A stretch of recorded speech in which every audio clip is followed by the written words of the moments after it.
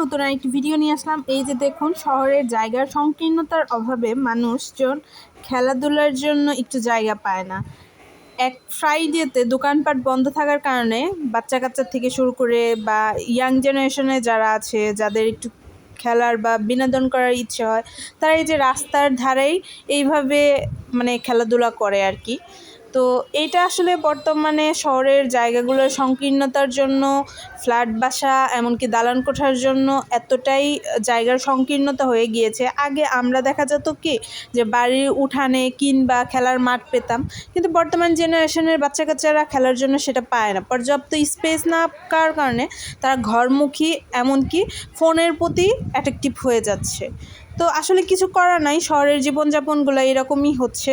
তো আপনাদের কাছে এই ভিডিওটি কেমন লাগলো অবশ্যই সবাই লাইক, কমেন্ট, শেয়ার করে জানাবেন।